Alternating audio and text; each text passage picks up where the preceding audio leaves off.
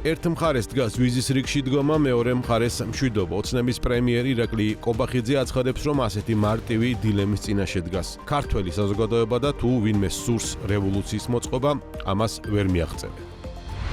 ქართული ოცნების მიერ არჩეული პრეზიდენტი მიხეილ ყაველაშვილი ამბობს, რომ ვიზა ლიბერალიზაცია კარგი მონაპოვარია, მაგრამ ერთმანეთსაც არ უნდა მივაყენოთ. შეურაცხყოფა, რომ ვიზაზე შეიძლება სამშობლო გაცვალო. მისი თქმით, ყველაფერს თმობს ქართველი, არ არსებობს მისთვის მატერიალური დოვლათი.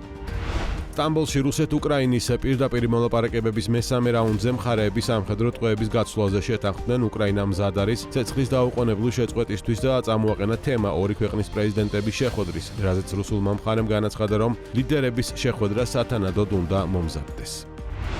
ამერიკის შეერთებული შტატების სახელმწიფო დეპარტამენტმა უკრაინისათვის 172 მილიონი დოლარის ღირებულების ჰაუქ ფაზა 3 სარაკეტო სისტემების და 150 მილიონი დოლარის ღირებულების ბრედლის საბრძოლო მანქანების მიწოდება დაამტკიცა. დონალდ ტრამპის განცხადებით, ამერიკის შეერთებულ შტატებსა და ნატოს შორის უკრაინისათვის იარაღის მიწოდების შესახებ მიღწეული შეთანხმებით კმაყოფილია. საუბარია შეთანხმებაზე, რომლის თანახმადაც ნატოს წევრი ევროპელი მოკავშირეები ამერიკის შეერთებული შტატებისგან შეიძენენ იარაღს და უკრაინას გაუგზავნიან.